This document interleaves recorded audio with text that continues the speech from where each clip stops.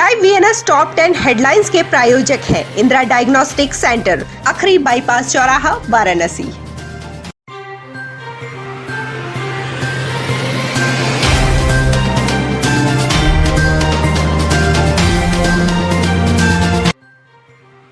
वाराणसी में मंगलवार को कोरोना के 51 नए मामले सामने आए। बीते 24 घंटे में कोरोना से 2 मरीजों की मौत हुई है। मंगलवार को होम आइसोलेशन से 102 मरीजों को छुट्टी मिली, जबकि अस्पताल से 32 मरीजों को डिस्चार्ज किया गया है।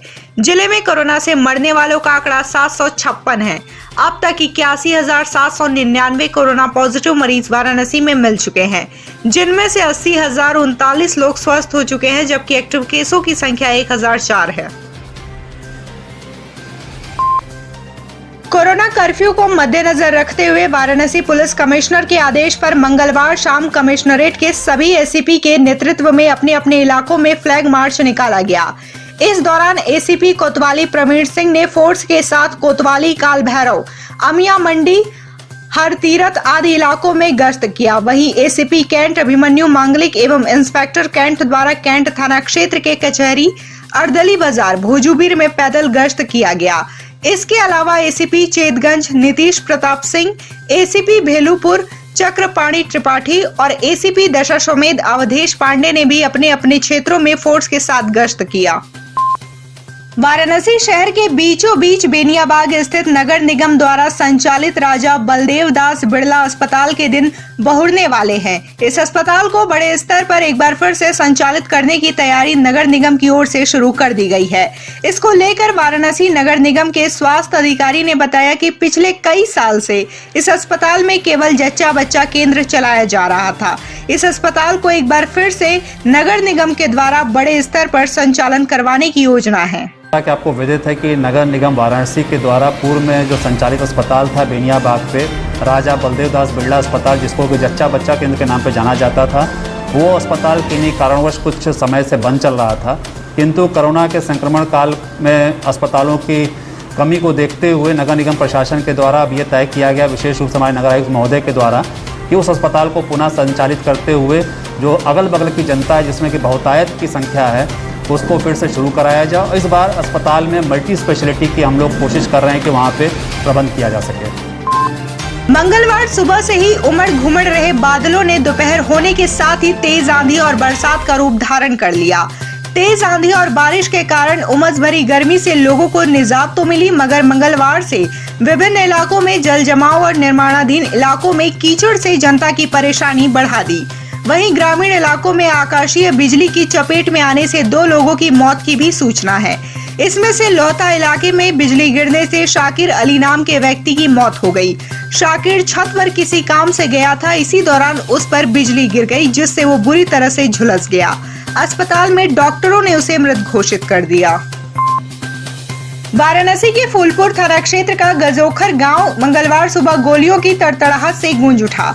यहाँ ग्राम प्रधान विनोद पाल के भाई रिटायर्ड फौजी संतोष पाल जब सुबह अपने खेत में खाद डालने गए थे, तभी घात लगाए बदमाशों ने उनके ऊपर 3 फायर किया, जिसमें उनके दोनों हाथ में गोली लगी है। घायल अवस्था में पहले उन्हें पिंडरा सामुदायिक स्वास्थ्य केंद्र लाया गया, जहां से उन्हें तत्काल कबीर चौरा मंडलीय अस्पताल के लिए रेफर कर दिया गया। वहीं कबीर चौरा अस्पताल में संतोष पाल को ट्रॉमा सेंटर के लिए रेफर कर दिया गया। सीओ पिंडरा अभिषेक कुमार पांडे के अनुसार मामला आपसी रंजिश का है। पुलिस जांच पड़ताल कर रही है, जल्द ही अपराधियों को पकड़ लिया जाएगा। इस पे इनके भाई की तहरीर पर मुकदमा पंजीकृत किया गया है और विवेचना की जा रही है। इन्होंने 2 लोगों को बताया है कि उन्होंने रंजिश में गोली चलवाई है। गोली चलाने वाले को जानते नहीं, लेकिन उनका कहना है एक व्यक्ति को चेहरे से पहचान नहीं है। इस पर हम लोग अभियोग पंजीकृत करके अग्रिम कार्रवाई कर रहे हैं और भी जो तथ्य सामने आएगा उसके आधार पर विवेचना की जाएगी। अभी तहरीर हम लोग जानकारी में नहीं है। यहाँ पर जरूर बता रहे हैं कि इन सब एक मुकदमा इनका चल रहा है 2003 का, एक जिसको नामजद कर रहे हैं, वो भूतपूर्व प्रधान है दोनों लोग, तो उनको नामजद कर रहे हैं। तो क्या मुकदमा है और उनका कहना है कि जजमेंट भी आने वाला था, तो उस एंगल पे भी हम लोग छानबीन करेंगे।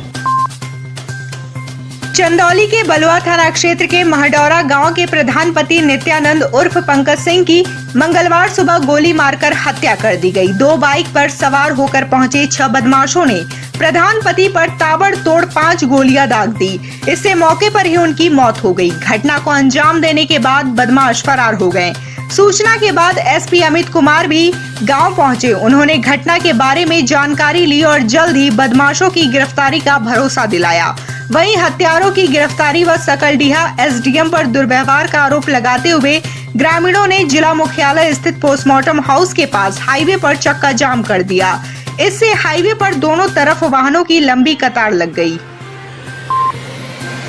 श्री काशी विश्वनाथ धाम कॉरिडोर निर्माण कार्य के दौरान बीती रात एक जर्जर मकान गिरने से उसमें दबकर 2 मजदूरों की मौत हो गई, जबकि 8 मजदूर घायल हो गए। रात करीब 2:30 बजे हुए हादसे के बाद मजदूरों में चीख पुकार मच गई। चीख पुकार सुनकर मौके पर पहुंचे आसपास के लोगों ने पुलिस और कॉरिडोर के लोगों को सूचना दी और मलबे में दबे मजदूरों को बाहर निकाला। पुलिस ने सभी को मंडलीय चिकित्सालय पहुंचाया, जहां डॉक्टर्स ने 2 को मृत घोषित कर दिया। वहीं एक गंभीर को एडमिट कर लिया गया, जिसकी हालत खतरे से बाहर है। ये सभी मजदूर पश्चिम बंगाल के निवासी बताए गए हैं। श्री काशी विश्वनाथ कॉरिडोर में जर्जर मकान गिरने और उसमें दबकर 2 मजदूरों की मौत तथा 8 मजदूरों के घायल होने के बाद अब इस हादसे पर सियासत शुरू हो गई है। वरिष्ठ कांग्रेसी नेता अजय राय ने घायल मजदूरों से कबीर चौरा अस्पताल जाकर मुलाकात की और उनका हालचाल जाना। वहीं मीडिया से बातचीत में कांग्रेस नेता ने कहा कि काशी विश्वनाथ कॉरिडोर में मुस्लिम मजदूरों से काम करा के ये सरकार अनर्थ कर रही है। अजय राय ने हादसे में मृत मजदूरों के लिए 25-25 लाख रुपए के मुआवजे की मांग की है। कि माइनॉरिटी के लोगों को, मुस्लिम लोगों को ये यहाँ पर बुलाकर काम करा रहे हैं। निश्चित तौर से ये मैं समझता हूँ कि बाबा विश्वनाथ के दरबार में अगर ये चीज़ें ऐसी हो रही हैं तो ये बहुत ही अनर्थ है और बहुत ही मैं समझता हूँ कि ये धर्म विरुद्ध चीज़ें हैं। इस पर निश्चित तौर से इस पर रोक लगनी चाहिए और क्या इसमें असलियत है इसकी जांच कराई जाए। श्री काशी विश्वनाथ कॉरिडोर में जर्जर मकान गिरने से 2 मजदूरों की मौत और 8 के घायल होने के बाद जिला प्रशासन भी अब एक्शन मोड में आ गई है। जिलाधिकारी कौशल राज शर्मा ने नगर आयुक्त गौरांग राठी को पत्र लिखकर निर्देशित किया है कि वाराणसी में जर्जर हो चुके मकानों को चिन्हित करा के 1 हफ्ते के अंदर उनके ध्वस्तीकरण की कार्रवाई की जाए। जिलाधिकारी कौशल राज शर्मा ने नगर आयुक्त को पत्र लिखकर कहा है कि वाराणसी महानगर में काफी संख्या में जर्जर भवनों का सर्वे नगर निगम द्वारा पहले ही कराया गया है। इसके बाद ऐसे मकानों को ध्वस्त कराने की कार्रवाई शुरू की जाए। विश्वनाथ कॉरिडोर में हुए हादसे में 2 मजदूरों की मौत और 8 मजदूरों के घायल होने की सूचना मिलते ही वाराणसी से लेकर दिल्ली तक हड़कंप मच गया। मामले की जानकारी मिलते ही वाराणसी के सांसद और देश के प्रधानमंत्री नरेंद्र मोदी ने तत्काल जिलाधिकारी कौशल राज शर्मा से फोन पर इस घटना की जानकारी ली। प्रधानमंत्री ने हादसे में प्रभावितों की हर संभव मदद करने का निर्देश दिया है।